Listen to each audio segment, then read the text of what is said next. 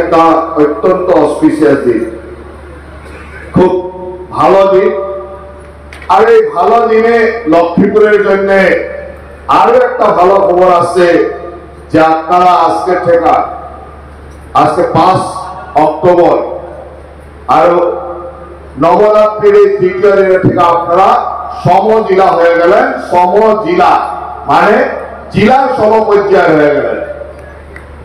এখানে আজকে আমি সমজেলা কার্যালয় উদ্বোধন করছি।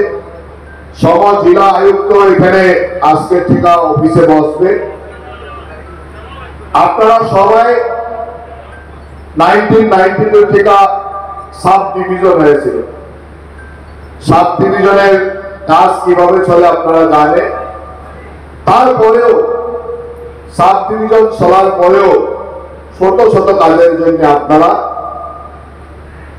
কাছাড় জেলা কার্যালয় জেলা অফিসে যাওয়ার প্রয়োজন হয়েছিল।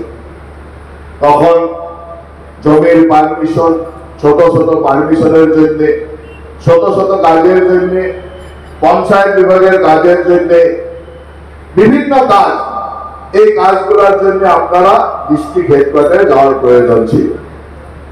আমার মাননীয় মুখ্যমন্ত্রী মহাশয় দায়িত্ব নেওয়ার পরে একটা নতুন চিন্তা চর্চারে কিভাবে জনসাধারণকে প্রশাসনের নিকটে নেওয়া যায়, প্রশাসনের সঙ্গে কাজ করার সুবিধা দেওয়া যায়, এই চিন্তাটা করা মিনিমাম গভর্নমেন্ট ম্যাক্সিমাম গভর্নেন্স।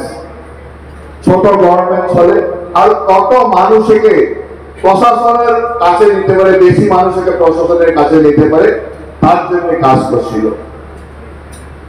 আমার আসামে বহুত জায়গা ছিল, বিভিন্ন জায়গায় সাব ডিভিশনের ডিমান্ড ছিল যে আমাকে একটা সাব ডিভিশন লাগে, মহকুমা লাগে, এরকম ডিমান্ড ছিল। যে জায়গায় সাব ডিভিশন ছিল এই জায়গায় বহুত কাজ হয় না, ডিস্ট্রিক্টে যাইতে লাগে। আর যখন গ্রামের মানুষ ডিস্ট্রিক্ট হেডকোয়ার্টারে যায় তো যাওয়া আসার একটা খরচ, একদিনে কাজ হয় না, 2-3 দিন যাইতে লাগে, তখন হোটেলে থাকতে লাগে। তারপরে নিজের গ্রাম থেকে বাইরে যায় তখন মাঝে মধ্যে দালালের পাল্লায় পড়া যায়, দালালের চক্করে বহুত খরচা হয়ে যায়। আর সব জায়গায় এরকম দালাল সৃষ্টি হয়ে যায় যে সাধারণ মানুষের প্রশাসনের কাছে যাইতে পারে না। ওই জন্য আমার মাননীয় মুখ্যমন্ত্রী মহাশয় দায়িত্ব নেওয়ার পরে চেষ্টা করছিল কিভাবে প্রশাসনকে জনসাধারণের নিকটে নেওয়া যায়। এই প্রশাসনক জনসাধারণের নিকটে নেওয়ার সবচেয়ে বড় স্টেপটাই হলো সমজেলা। মুখ্যমন্ত্রী মহাশয় যখন আমার আসামের নতুন ডেলিমিটেশন হইল, তারপরে একটা কথা বলল যে আমি ডিস্ট্রিক্ট হেডকোয়ার্টার ছাড়া সব বিধানসভায়, সব এলএসিতে একটা একটা সমজেলা নির্মাণ করবে। যে সমজেলা মহকুমা নাই, এটা জেলার ইকুইভ্যালেন্ট।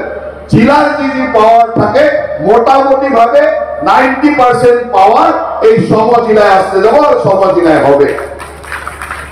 নমস্কাৰ, মই উৎপল দাস আৰু আপোনালোকে চাই আছে এনি ভাৰত। আৰু আপোনালোকক জনাবলৈ পাই মই বহুত সুখী হৈছোঁ যে আমাৰ সকলোৰে মৰমৰ শ্ৰদ্ধা জুবিন গাৰ্গৰ গীতসমূহৰ ভিত্তিত এটা খুব সুন্দৰ ৰিয়েলিটি শ্ব' এনি ভাৰতে আয়োজন কৰিছে, জুবিনৰ গানে কি আনে।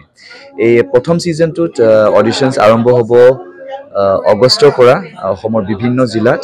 গতিকে মই সমূহ কলা কুশলী, বিশেষকৈ যিসকল প্ৰতিভাশীল গায়ক গায়িকা আছে আমাৰ সমাজত, তেওঁলোকলৈ মই এটা আহ্বান জনাইছোঁ, তেওঁলোকে প্ৰস্তুত হওক এই ৰিয়েলিটি শ্ব'ৰ বাবে।